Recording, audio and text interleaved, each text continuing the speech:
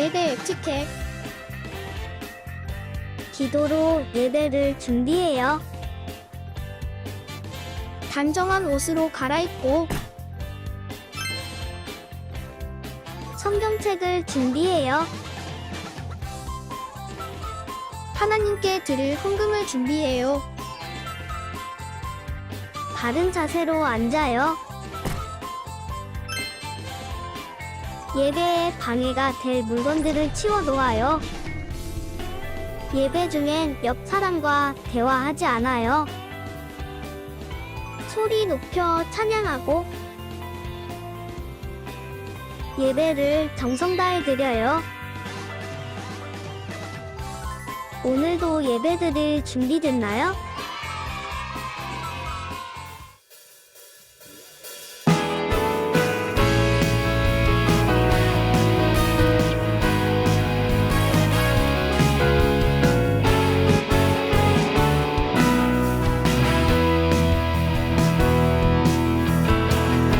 어두운 바다 비춰주는 저 등대처럼 내가 사는 이 세상 빛이 되라고 주 예수님 나를 향해 계획하셨네. 믿음에 굳게 서서 살아가리라. 하나님이 나를 사랑하시는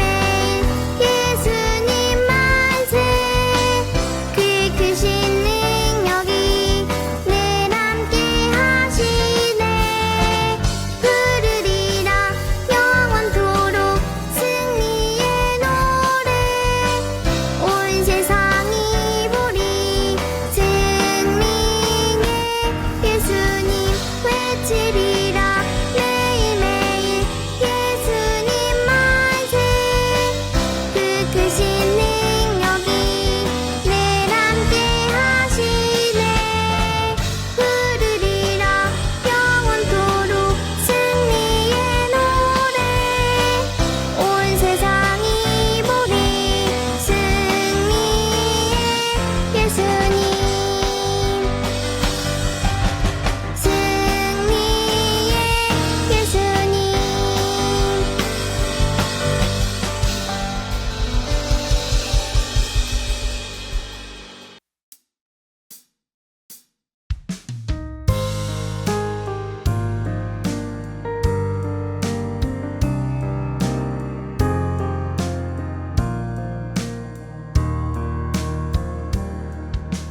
나를 지으시고 나를 사랑하셔서 저 십자가에서 나를 보셨네. 나를 살리시고 나의 소망 되시려 저 십자가에서 나를 보셨네. 이제 내가 주를 봅니다. 헛된 마음 모두 버리고 이제 주만 바라봅니다. 나의 생명 주의 것이니.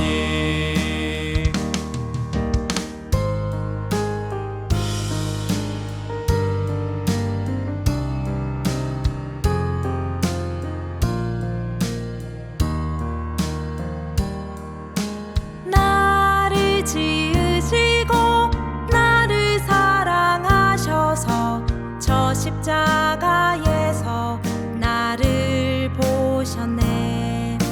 나를 살리시고 나의 소망 되시려 저 십자가에서 나를 보셨네.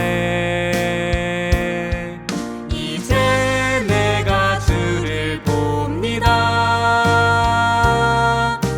헛된 마음 모두 버리고 이제 주만 바라봅니다.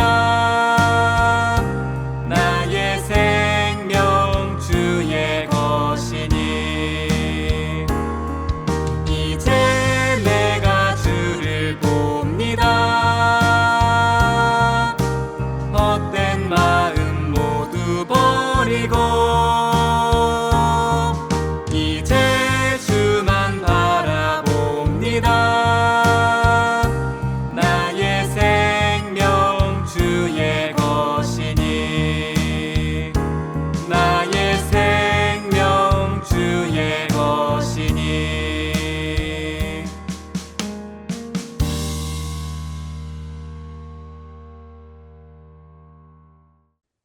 하나님 아버지 감사합니다. 그리고 많이 많이 사랑합니다. 지난주는 여름 성경학교로 모이게 하시고 우리 아이들이 평생 붙들고 살아갈 말씀을 심령에 심어주시니 감사합니다. 때로 우리 눈에 아무것도 보이지 않아도 믿음으로 계속해서 복음의 씨앗을 뿌리고 물을 줄 때 하나님께서 이른 비와 늦은 비로 우리 친구들의 영혼을 성장시켜 주실 것을 믿습니다. 하나님, 오늘 이제 말씀을 듣습니다. 나는 하나님의 약속을 굳게 믿습니다. 라는 제목의 말씀을 들을 때 지혜와 계시의 영을 더해 주셔서 말씀의 진리가 깨달아지게 하시고 말씀대로 살아 말씀이 약속한 복을 누리는 우리 친구들과 모든 가정 될 수 있도록 인도해 주세요. 이 시대를 본받지 않고 마음의 변화를 받아 하나님의 온전하시고 기뻐하시는 뜻을 분별하는 우리 친구들이 되게 해주세요. 아직 하나님을 알지 못하는 어머니 아버지가 계시다면 주님, 주 예수를 믿으라 그리하면 너와 내 집이 구원을 받으리라 약속하신 말씀대로 하나님 속히 구원하여 주셔서 함께 하나님을 섬기고 예배하고 사랑을 나누는 천국 같은 하나님의 가정들 되게 해주세요. 예배의 처음부터 모든 순간순간 예배의 시간을 주님께 올려드립니다. 그리고 이어서 선생님들과 학생들이 만나서 분바 수업을 할 때 성령님 함께 해주셔서 사랑의 교제가 넘쳐나도록 인도해 주세요. 감사드리며 우리가 어디에 있든지 지금 이 순간 우리와 함께 계시며 우리의 기도를 듣고 응답하시는 주 예수 그리스도 이름으로 기도드렸습니다. 아멘. 2026년 7월 14일 학교에 갔다. 친구들과 만나서 함께 공부하고 놀 수 있어서 좋았다. 오늘은 한국에서 온 선교팀 형 누나들이 우리 학년을 위해 성경학교를 해주는 날이었다. 성경학교가 기대가 되었다. 시간이 되어서 친구들과 큰 교회로 갔다. 키 순서대로 줄을 서서 갔는데 나는 키가 커서 뒤쪽에 서서 갔다. 성경학교에서 새로운 찬양들을 배웠다. Every Move I Make라는 찬양이 좋았다. 노래가 좋고 율동이 재미있었다. 친구들과 같이 찬양하고 말씀을 들었다. 성경학교 주제는 Love Connect였다. 친구들을 내 몸과 같이 사랑해야겠다고 깨달았다. 예배 이후에는 여러 게임들을 같이 했다. 판 뒤집기 게임이 제일 기억에 남는다. 내가 열심히 해서 우리 팀이 이길 수 있었다. 모든 순서가 끝나고 간식을 받았다. 내가 좋아하는 한국 과자들이어서 감사했다. 성경학교를 통해 친구들과 더 친해질 수 있어서 감사했다. Hear now the word of the Lord from Numbers chapter 13. So they went up and spied out the land from the wilderness of Zin to Rehob, near Labo-Hamath. They went up into the Negeb and came to Hebron and Ahiman, Shesai and Talmai. The Anakites were there. Hebron was built 7 years before Zoan in Egypt. And they came to the Wadi Eshcol and cut down from there a branch with a single cluster of grapes, and they carried it on a pole between two of them. They also brought some pomegranates and figs. That place was called the Wadi Eshcol because of the cluster that the Israelites cut down from there. At the end of 40 days, they returned from spying out the land, and they came to Moses and Aaron and to all the congregation of the Israelites in the wilderness of Paran at Kadesh. They brought back word to them and to all the congregation and showed them the fruit of the land. And they reported to him and said, "We came to the land to which you sent us. It flows with milk and honey, and this is its fruit. Yet the people who live in the land are strong, and the towns are fortified and very large. And besides, we saw the descendants of Anak there.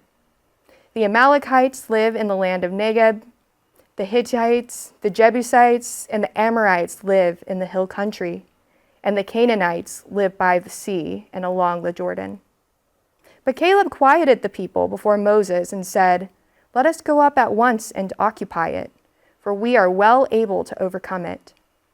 Then the men who had gone up with him said, "We are not able to go up against this people, for they are stronger than we." So they brought to the Israelites an unfavorable report of the land that they had spied out, saying, "The land that we have gone through as spies is a land that devours its inhabitants, and all the people that we saw in it are of great size." There we saw the Nephilim, the Anakites come from the Nephilim, and to ourselves we seemed like grasshoppers, and so we seemed to them. Do you remember how in primary school there would always be one classmate who would raise their hand and ask the teacher if there was any homework? Maybe you were that classmate, or maybe you were like me, groaning and wishing that nobody had asked the teacher to give us more work than we already had to do. Today's passage reminds me a little bit of that dynamic. I see a little bit of myself in the 10 spies who come back from their quest and say, "We are not able to go up against this people, for they are stronger than we." They don't want to do the extra work of going to battle to conquer the land, and for good reason. The land is said to be prosperous, flowing with milk and honey. The Israelites are a tiny nation tired out by the generational trauma of enduring slavery in Egypt. With God's help, they exhausted their personal resources to even make it to the wilderness. In some ways, it seems like the spies are doing what any good leader would do: make a discernment based on the needs of their people. That makes Caleb and Joshua the only two spies to insist that the Israelites can overcome the land. The kid who asked the teacher for homework. Kind of annoying, right? First, Numbers 13 teaches us that good leadership requires full faith in an all-powerful God. Let's return to their response in verse 30.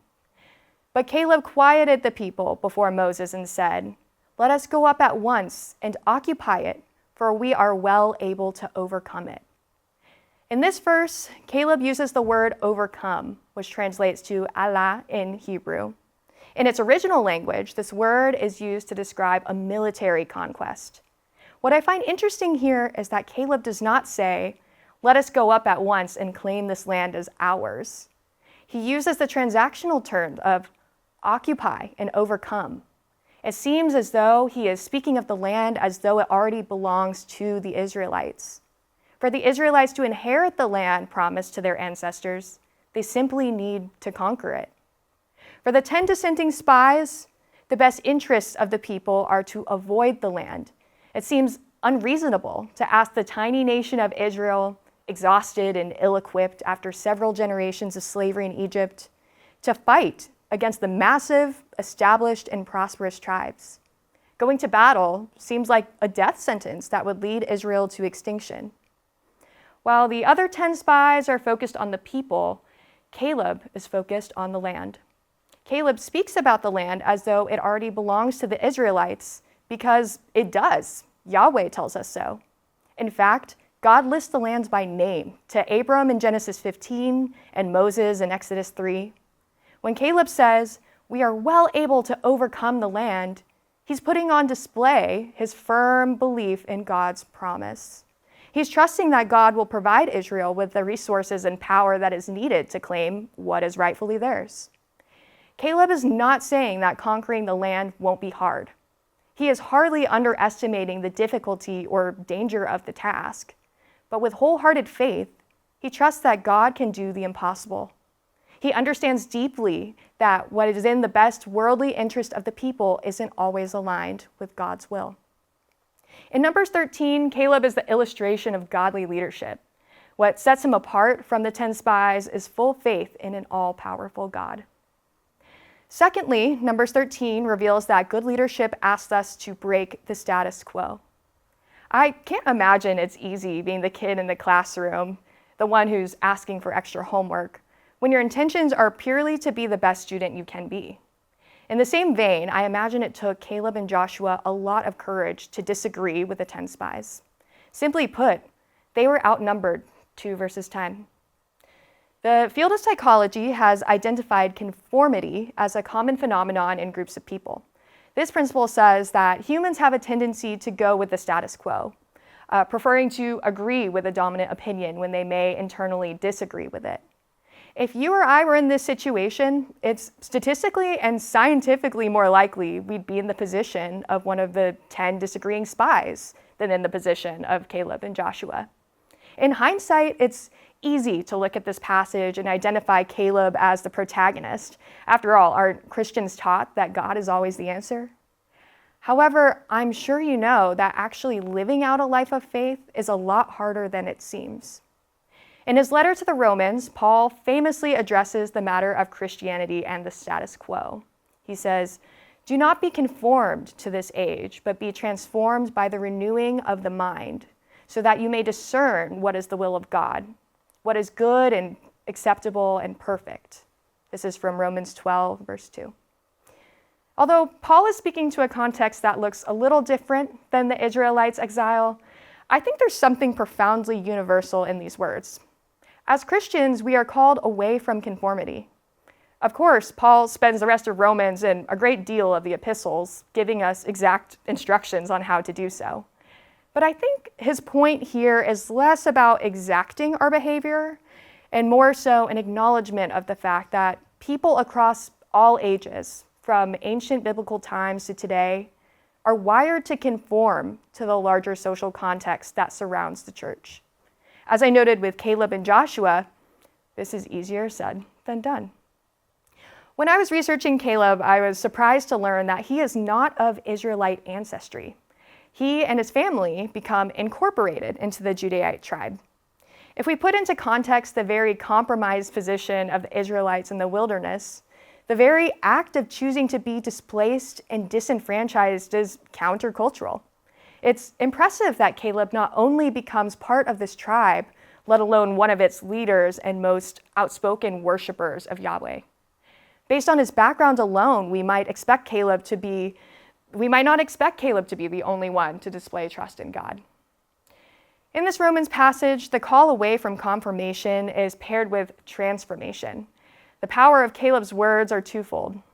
First, he acknowledges the status quo. With his awareness of the group dynamics, he finds the courage to resist conforming. Secondly, he finds confidence in God's covenant. By knowing and taking to heart God's words to Abram and Moses, Caleb experiences what Paul calls the renewing of his mind. By following God in full faith, he is changed, and his actions show for it. Lastly, Numbers 13 shows us that good leadership is a task of seeing the world the way God sees it. Earlier in the passage, the spies confirm that the land that they were sent out to investigate is, in fact, a land flowing with milk and honey. I find the language of milk and honey a little funny. It's the same language used in Genesis 15 and Exodus 3 with Abram and Moses. Even in the original language of Hebrew, it sounds very flowery and symbolic, representing abundance and fertility. Let's think through this. Milk is the substance that we need for survival.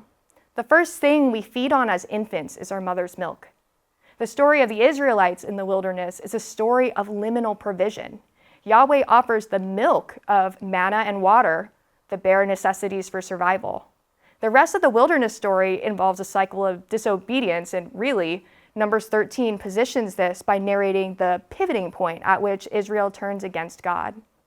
I think there's something so universally true and devastating about this. Time and time again, from the Israelites in the wilderness to today, we fail to remain faithful to a God who never abandons us.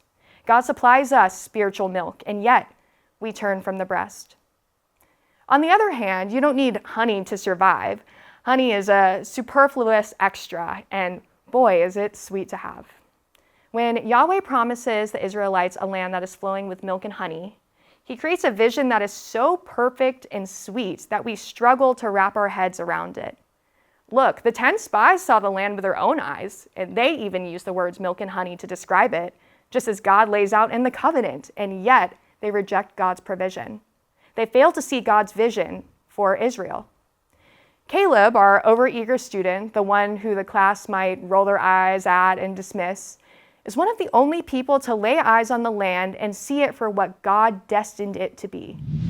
While we worry about sizing up our worldly power and adhering to the status quo, Caleb shows us that true power is in seeing the world the way God wants us to. Numbers 13 asks us, what makes us godly leaders? Good leadership requires 3 things: full faith in an all-powerful God, the ability to identify and courage to break the status quo, and an aspiration to see the world the way God sees it. As we go forth in our weeks and our lives, may we exhibit traits of godly leadership as we resist conforming to the ways of the world and embrace the transformation of our minds.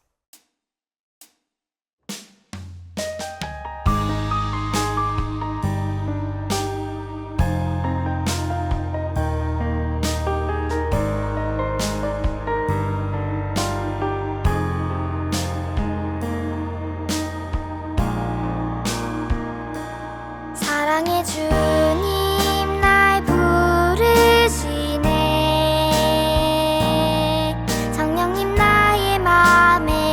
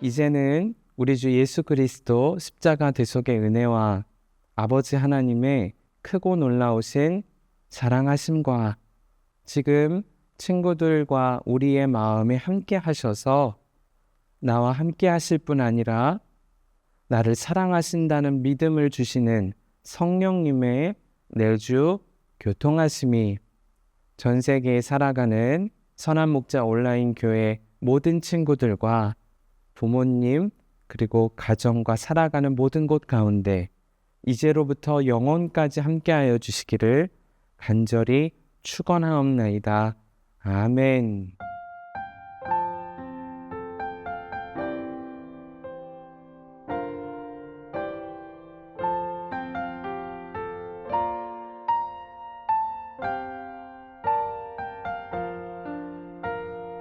안녕 친구들, 7월 말씀은 히브리서 11장 6절 말씀이에요. 친구들은 혹시 기도하고 나서 이런 생각을 해본 적 있나요? 하나님, 제 기도 듣고 계세요? 또는 하나님은 정말 계신 걸까? 하고 말이에요. 선생님도 어렸을 때 기도를 하면 하나님께서 바로 대답해 주실 줄 알았어요. 그런데 아무 일도 일어나지 않는 것 같으면 하나님이 멀리 계신 것처럼 느껴질 때가 있었답니다. 하지만 바람은 보이지 않아도 우리가 느낄 수 있죠? 사랑도 눈에 보이지 않지만 분명히 있는 것처럼 하나님도 눈에 보이지 않지만 언제나 우리와 함께 계세요.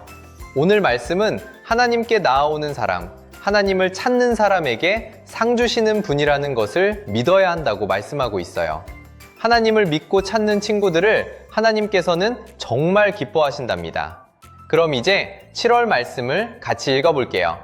믿음이 없이는 하나님을 기쁘시게 하지 못합니다. 하나님께 나아가는 사람은 하나님께서 계시는 것과 하나님을 찾는 사람들에게 상 주시는 분이심을 믿어야 합니다. 히브리서 11장 6절 말씀. 아멘. 이제 말씀을 마음속으로 외워보는 시간이에요. 선생님이 숫자 10까지 세어볼게요. 하나, 둘, 셋, 넷, 다섯, 여섯, 일곱, 여덟, 아홉, 열. 좋아요. 한 번 더 세어볼게요. 하나, 둘, 셋, 넷, 다섯, 여섯, 일곱, 여덟, 아홉, 열. 이제 말씀이 가려질 거예요. 말씀이 안 보여도 암송해서 읽을 수 있겠죠? 시작! 믿음이 없이는 하나님을 기쁘시게 하지 못합니다. 하나님께 나아가는 사람은 하나님께서 계시는 것과 하나님을 찾는 사람들에게 상 주시는 분이심을 믿어야 합니다. 히브리서 11장 6절 말씀. 아멘. 와, 정말 잘했어요. 혹시 이번 한 달 동안 걱정되는 일이 있거나 기도했는데 아직 응답이 없는 일이 있나요? 그럴 때마다 오늘 말씀을 꼭 기억해요. 하나님은 살아계시고 그를 찾는 사람에게 좋은 것을 주시는 분이야. 눈에 보이지 않아도 하나님을 믿고 매일 하나님께 기도하며 가까이 나아가는 우리 친구들이 되기를 축복해요. 친구들, 다음 주에 또 만나요. 안녕.